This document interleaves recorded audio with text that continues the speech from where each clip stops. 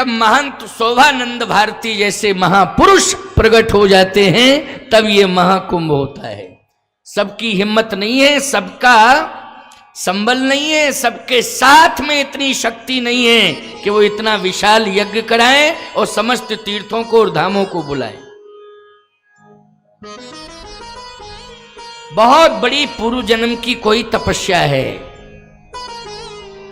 इसलिए आज ये बहुत बड़ा कुंभ का स्वरूप प्रकट हो गया है। तो आज मंगलवार के दिन से ये राम कथा, इसको सरयू का तट समझना है। क्या समझना है? हम कहां बैठे हैं? सरयू मैया के तट पर बैठे हैं। आप कहो महाराज जी महाकुंभ तो तीर्थराज प्रयाग है, जहां त्रिवेणी संगम 2025 में महाकुंभ हो रहा है ना। महाकुंभ उज्जैन है, यहां होता है। महाकुंभ नासिक में होता है। महाकुंभ जो है हरिद्वार में होता है। ये परंपराएं 4 जगह की हैं, जिसमें 2025 में तो तीर्थराज प्रयाग में महाकुंभ है।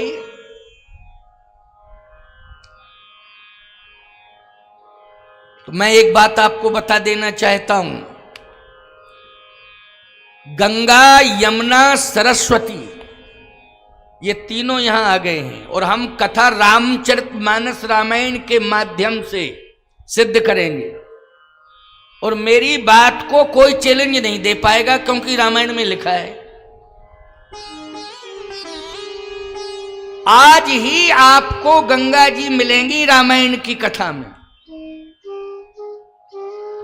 अच्छा एक बात बताओ, तीर्थराज प्रयाग में गंगा है कि नहीं? पहले ये बताओ, गंगा है कि नहीं? सबने सिर हिला दिया, हाँ है महाराज गंगा। अच्छा यमुना जी है कि नहीं तीर्थराज प्रयाग में? आपने कहा हाँ है। भाई सत्य है इसलिए सिर हिला रहे हो, और सत्य नहीं होता तो ऐसे करने लगते। पंचायती राज है, स्वतंत्र भारत है।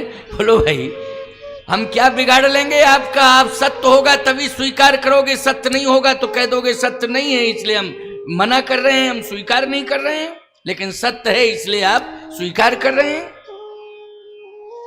गंगा है आपने स्वीकार किया, यमुना है आपने स्वीकार किया। अच्छा सरस्वती जी हैं आपने स्वीकार किया। गंगा, यमुना, सरस्वती, इसलिए तीर्थराज प्रयाग को कहते हैं त्रिवेणी संगम। क्या कहते हैं? त्रिवेणी संगम। गंगा, यमुना और सरस्वती ये तीनों वहां एक साथ हैं, इसलिए वहां क्या कहा जाता है? बोले त्रिवेणी संगम। तो आप कहोगे महाराज यहां तो न गंगा है, न यमुना है, न सरस्वती है। यहां तो हम लोग जल की व्यवस्था कर रहे हैं, बाहर से जल ला रहे हैं, या यहां कुएं आदि से, बावड़ी आदि से जल ला रहे हैं। यहां कहां गंगा है?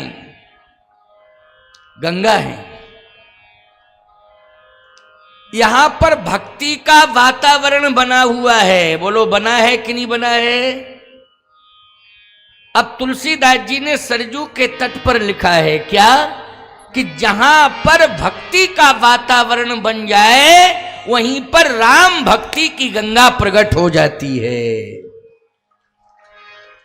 बोलो भाई राम भक्ति की गंगा वहीं प्रकट हो जाती है। राम भक्ति जन सुर सरी धारा, राम भक्ति जन सुर सरी धारा, राम भक्ति जन सुर सरी धारा, राम भक्ति जन सुर सरी धारा, सरषय ब्रह्म विचार प्रचारा, सरषय ब्रह्म विचार प्रचारा, सरषय ब्रह्म विचार प्रचारा, सरषय ब्रह्म विचार प्रचारा, राम भगति जह सुर सुरसरी धारा। राम भगत जहीं सुरसरी धारा। बोलो ये अर्धाली, ये चौपाई रामचरितमानस में है कि नहीं, रामायण में? कि जहां पर राम भक्ति का वातावरण बन गया है वहां राम भक्ति की गंगा प्रकट हो गई है। तो बोलो यहां इस समरसता महाकुंभ में कौन सी गंगा प्रकट हो गई है? राम भक्ति की गंगा प्रकट हो गई है। जहां भी आपकी दृष्टि जाएगी वहां राम भक्ति की गंगा का दर्शन होगा। होगा कि नहीं होगा? जहां भी दृष्टि डालो वहां राम भक्ति की गंगा का दर्शन होगा। इसलिए यहां राम भक्ति की गंगा प्रकट हो गई। आप कहोगे महाराज जी तो एक ही गंगा तो प्रकट हुई है, लेकिन यमुना जी, सरस्वती जी अगर ये नहीं है तो हम कैसे माने कि ये तीर्थराज प्रयाग है, ये त्रिवेणी संगम है, ये महाकुंभ है? तो भैया जब यहां गोस्वामी जी ने राम भक्ति रूपी गंगा को प्रकट कर दिया है तो विश्वास करो आप आज की कथा में ही यमुना जी प्रकट हो जाएंगी। बोलो भाई अभी अभी कथा में गंगा जी प्रकट हो गई कि नहीं? बोलिए गंगा मैया की। ये मैंने प्रमाणित बात कही है, इसमें कोई माई का लाल टिप्पणी नहीं कर सकता है, चैलेंज नहीं कर सकता है, ये प्रमाणित है। अब मैं कोशिश कर रहा हूं कि यमुना जी कहां हैं रामायण में, और यहीं यमुना जी को प्रकट करना है, तभी समरसता महाकुंभ का स्वरूप प्रकट हो पाएगा, तभी प्रमाणित हो पाएगा। क्यों भाई? लेकिन रामचरितमानस में आज की कथा में यमुना भी प्रकट होने वाली है। चिंता मत करो, यमुना जी भी प्रकट होने वाली हैं। आप कहोगे कैसे? बोले यमुना है क्या? विधि निषेध में ये यमुना है।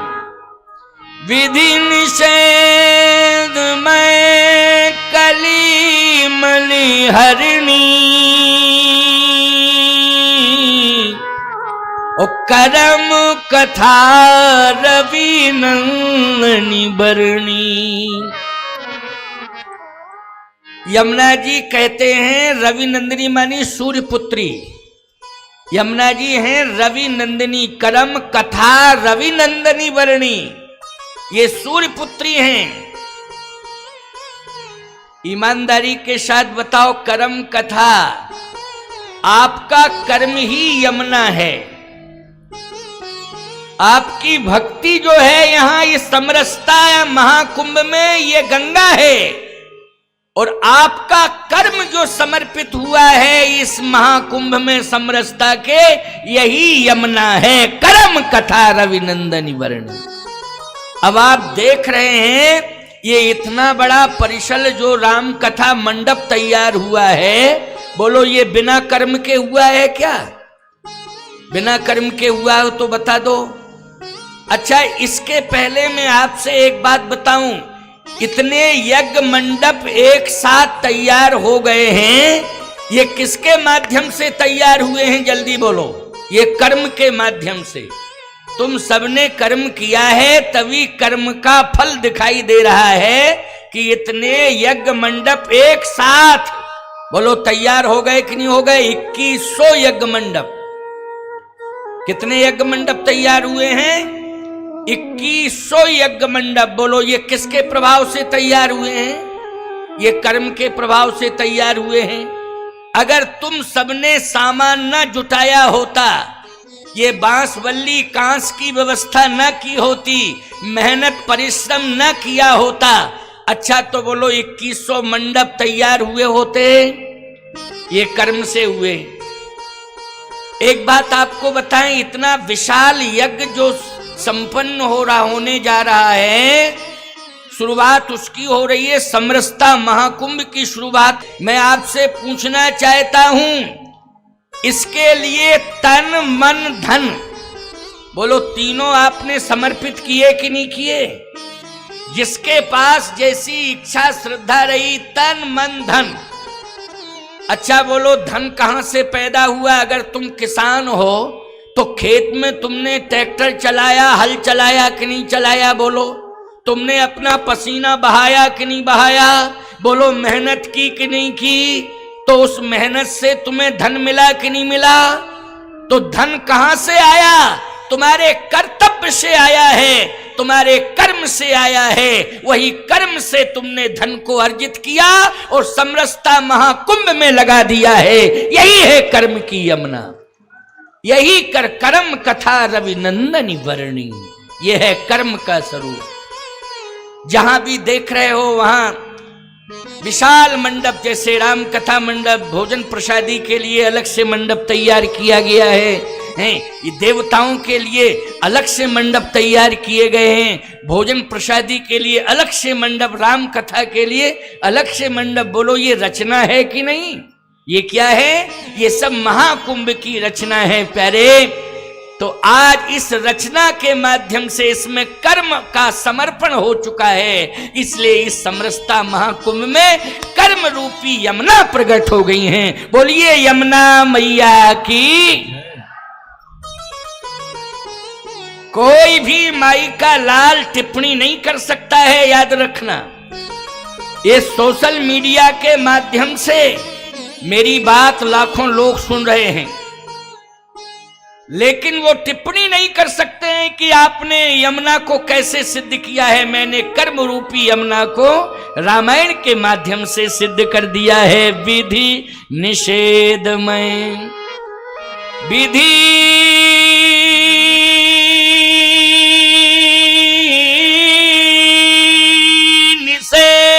निषेधमय, कली मली हरिणी, करम कथा रविनंदनी वर्णी। कर्म कथा रविनंदनी वर्णी, ये है कर्म कथा, ये है कर्म रूपी यमुना।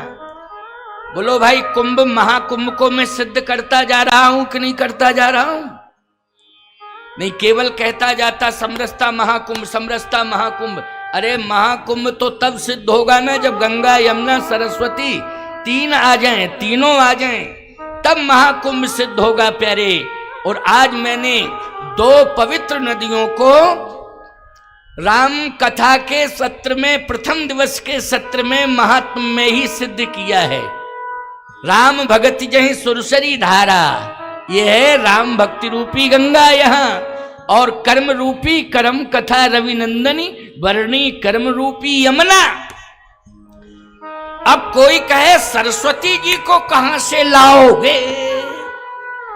सरस्वती कहां से आएंगी? सरस्वती,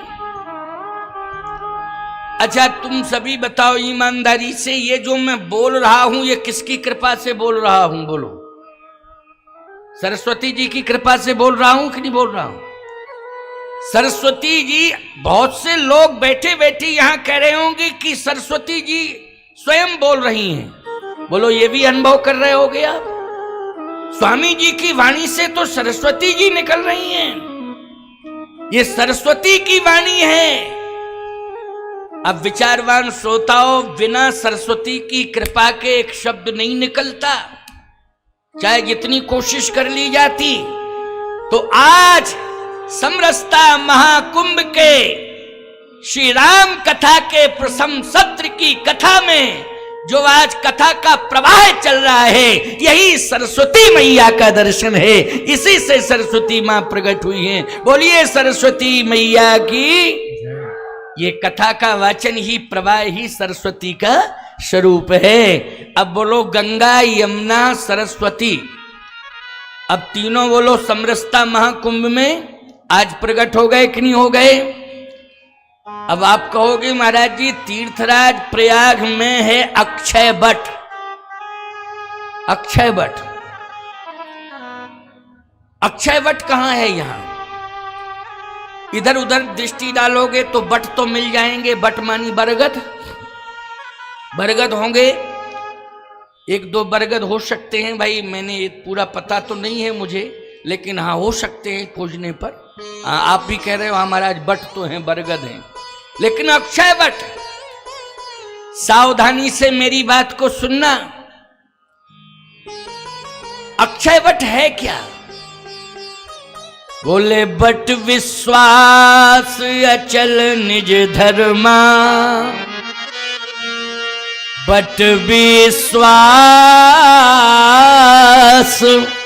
अचल निज धर्मा, तीरथ राज प्रयाग सुकर्मा। ये विश्वास का ही बट। और मैं आपको एक बात बता देना चाहता हूं, यहां इस परिसर में बट तो होगा, लेकिन अक्षय वट इसलिए हो गया क्योंकि ये रुद्र महायज्ञ हो रहा है। भगवान शंकर अक्षय के प्रतीक हैं, विश्वास के प्रतीक हैं, इसलिए भगवान शंकर ही यहां अक्षय वट के रूप में। भगवान शंकर किस रूप में हैं? जल्दी बोलो। अक्षय वट के रूप में। इसलिए भगवान शंकर रुद्र महायज्ञ है। ये समरसता महाकुंभ में रुद्र महायज्ञ की स्थापना की जा रही है, इसलिए रुद्र महायज्ञ का स्वरूप ही अक्षय वट का स्वरूप माना जाएगा। अच्छा भैया, अक्षय वट विशेषता क्या है उसकी? अक्षय वट के नीचे जो भी पहुंच जाता है, एक तो वो मृत्यु के भय से मुक्त हो जाता है। विशेषता सुनते जाना जो मैं बता रहा हूं आपको। अक्षय वट के नीचे जो भी आ जाता है वो मृत्यु के भय से मुक्त हो जाता है, और जो भी कामना लेके जाता है उसकी समग्र कामनाओं को अक्षय वट पूरा कर देता है। ऐसे ये समरसता महाकुंभ और ये 2100 रुद्र महायज्ञ, इसमें जो भी आ जाएगा, सम्मिलित हो जाएगा, वो मृत्यु के भय से मुक्त हो जाएगा एवं उसकी समग्र मनोकामनाएं पूर्ण हो जाएगी। इसलिए ये रुद्र महायज्ञ ही अक्षय वट है। समझ गए हो कि नहीं समझ गए हो? लेकिन विश्वास तुम्हें करना पड़ेगा। अच्छा, क्या करना पड़ेगा? विश्वास करना पड़ेगा। बिना विश्वास के काम चलने वाला नहीं है। इसलिए विश्वास रखना कि ये अक्षय वट है आपके लिए। ये राजस्थान वासियों और खास तौर से आसपास के जितने भी लोग हैं, इस तहसील से लेके जिले से लेकर के एवं आसपास के जिलों का ही ये महाकुंभ नहीं है। इस महाकुंभ की सफलता अंत में उस चरम परिणति पर पहुंच जाएगी कि ये पूरे भारत वर्ष में नहीं, पूरे विश्व में विख्यात समरसता महाकुंभ हो जाएगा, ऐतिहासिक महाकुंभ हो जाएगा। ये केवल क्षेत्र का महाकुंभ नहीं रहेगा, याद रखना। इसलिए आप सबको इस रुद्र महायज्ञ समरसता महाकुंभ के अक्षय वट के नीचे आना है और अपनी मनोकामनाओं को पूर्ण कराना है और मृत्यु के भय से मुक्त हो जाना है। देखो, मरना तो सबको पड़ेगा, लेकिन भयभीत होकर के मरना अच्छी बात नहीं है। भय मुक्त होकर के मरना अच्छा होता है। तो याद रखना, ये मृत्यु का जो भय आपको सताता है, इस भय से आप मुक्ति पा जाओगे। आप भगवान के धाम को ऐसे सरलता और सहजता में प्राप्त करोगे जब भी अपनी आयु पूर्ण करके जाओगे कि मोक्ष के सभी द्वार खुले मिलेंगे आपको, आप परम पद को प्राप्त करोगे। ये रुद्र महायज्ञ समरसता महाकुंभ का अक्षय वट का स्वरूप है जो मैंने आपको बताया। अब ये अक्षय वट सिद्ध हो गया। आप कहोगे महाराज जी यहां पर भरद्वाज जी कहां हैं? भरद्वाज जी का दर्शन हो और उनके गुरुदेव याज्ञवल्क्य जी का दर्शन हो तब तो माना जाएगा। तो मैं एक बात कहना चाहता हूं, इस समरसता महाकुंभ में जो मैंने एक प्रयाग का, तीर्थराज प्रयाग का स्वरूप प्रकट किया है, इसमें अक्षय वट मैंने किसको बताया है? जल्दी बोलो। भगवान शंकर को और रुद्र महायज्ञ को। गंगा किसको बताया है? भक्ति रूपी गंगा, राम भक्ति की गंगा, राम भक्ति का वातावरण ही गंगा है। यमुना किसे बताया? कर्म रूपी यमुना। सरस्वती किसे बताया? जो कथा का प्रवाह चल रहा है ये सरस्वती है। अब इसमें याज्ञवल्क्य जी और भरद्वाज जी कौन हैं? तो भरद्वाज के रूप में महान तो शोभानंद भारती जी हैं और याज्ञवल्क्य के रूप में उनके गुरुदेव राजा भारती परमहंस जी हैं। याद रखना, ये जो है याज्ञवल्क्य और भरद्वाज हैं। अब बताओ भैया क्या कमी रह गई तीर्थराज प्रयाग में? जल्दी बोलो। अब कोई कमी रह गई हो तो आप बता दो। किसी भी प्रकार की कोई कमी अब रह नहीं गई है। इसलिए अब आपको कल से समय से आना है और समय से ही मंच प्रारंभ हो जाए, समय से मंच का विश्राम हो जाए। वैसे हमने एक बार पुनः निरीक्षण किया है तो इसमें शिवपुराण का समय 1 बजे से सायं 4 बजे तक पड़ा है।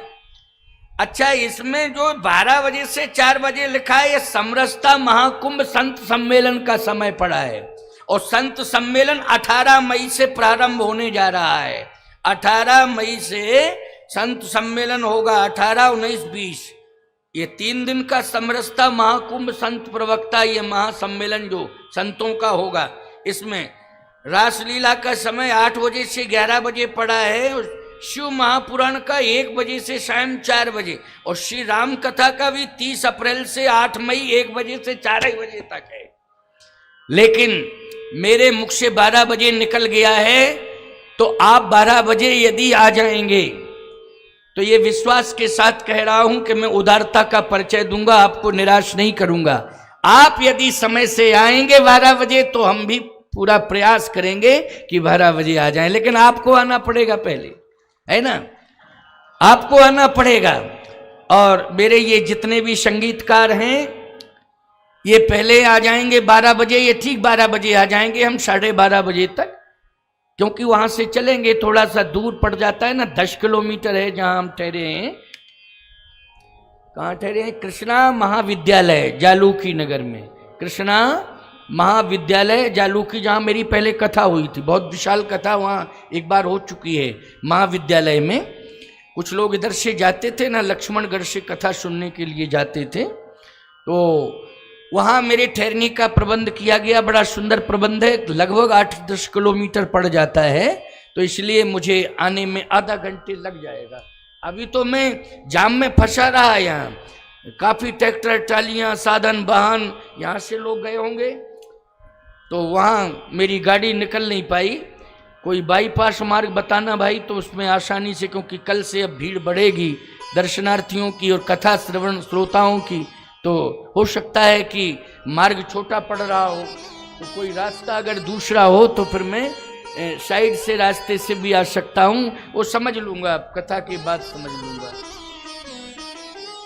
अच्छा, चलो ठीक है। महाराज कह रहे हैं, स्वामी जी कह रहे हैं कि आपको बिल्कुल मार्ग साफ मिलेगा, कोई दिक्कत वाली बात नहीं। अच्छी बात है, तो मैं समय से ही आ जाऊंगा, लेकिन 1 बजे से 4 का टाइम लिखा है, आप लोग 12 बजे आने की कोशिश करिएगा, जिससे कि हमारे ये सभी कलाकार पहले ही आ जाएंगे और भजन वगैरह थोड़ा सा गाएंगे, तब तक मैं आ जाऊंगा, लेकिन आप लोग आने की कोशिश करना और मैं जानकारी करता रहूंगा।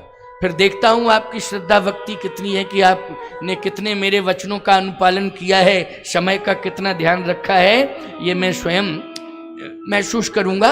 आइए सुनिए, बहुत अच्छी बात है। आओ, अब त्रिवेणी संगम महाकुंभ में हम विराजमान हैं, समरसता महाकुंभ में, और ये भौगोलिक दृष्टि से भले ही वो उत्तर प्रदेश में प्रयाग है, लेकिन आध्यात्मिक रिकॉर्ड में आज ये जावली धाम क्या बन गया है? तीर्थराज प्रयाग बन गया है, तीर्थराज प्रयाग बन गया है। बोलिए यज्ञ नारायण भगवान की। अब मैंने बताया मंगलवार से कथा प्रारंभ हुई है, मंगलवार से। तीर्थराज प्रयाग में 3 यज्ञ एक साथ हुए थे और तीनों यज्ञ मंगल से ही प्रारंभ हुए थे। सृष्टि के प्रारंभ में, सुनिए जरा इस बात को भी, सृष्टि के प्रारंभ में 3 यज्ञ, सबसे पहले तीर्थराज प्रयाग में तीनों तटों पर 3 यज्ञ हुए। ब्रह्मा विष्णु महेश तीनों देवताओं के द्वारा हुए थे। और एक ही साथ में त्रिवेणी के तट पर एक ही समय पर तीनों त्रिदेवों ने यज्ञ किए थे। लेकिन तीनों यज्ञ मंगलवार से ही प्रारंभ हुए थे प्यारे, इसलिए मंगल का बहुत महत्व है। एक ही साथ हुए थे तीनों, ब्रह्मा जी ने, विष्णु भगवान ने और शंकर जी ने। इन तीनों त्रिदेवों ने तीर्थराज प्रयाग में एक एक तट पर यज्ञ प्रारंभ किया और वो यज्ञ तीनों एक साथ सफल हुए। अब आप कहोगे महाराज जी ब्रह्मा जी ने किस तट पर यज्ञ किया था? तो आपको मालूम होना चाहिए ब्रह्मा की पुत्री कौन है, जल्दी बोलो। सरस्वती जी। ब्रह्मा की बेटी का क्या नाम है, जल्दी बोलो। ब्रह्मा की बेटी है सरस्वती जी, इसलिए सरस्वती